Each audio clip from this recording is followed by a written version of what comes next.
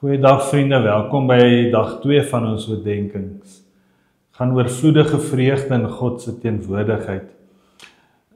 Psalms bestaan uit wat hulle noem verskillende boeke. Nou, Psalm 3 tot 41 word boek 1 genoem.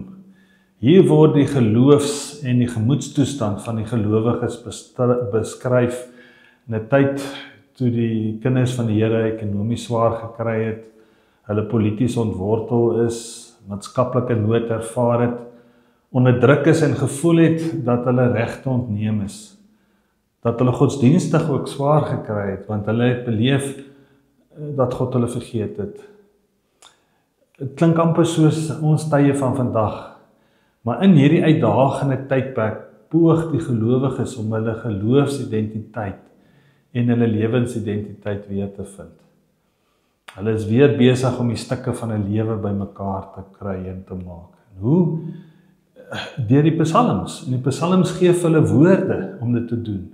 Woorde van klag en lof en gaan geloof.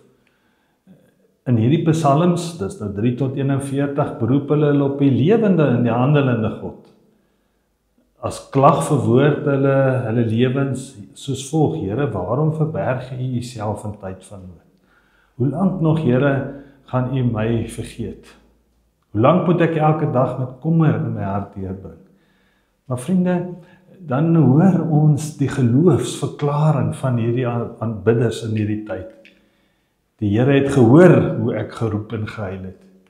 Die Here het my smeking gehoor en my gebede aanvaar. Here my God, by U skuil ek, want U is 'n toevlugsoord in tye van nood. Daarom dat Dawid kon sing, die Here gee my nuwe krag, Psalm 19 vers 8. Vriende, die gelowiges kies 'n ander lewenstyl in geloofspad. Dit is 'n lewenspad met ontzag vir God, onberispelike lewenstyl wat medemens nie kwaad wil aandoen nie. Kom ek lees dan saam met jou Psalm 16 vers 11. U wys my die pad van die lewe, oorvloedige vreugde in U teenwoordigheid. Amen.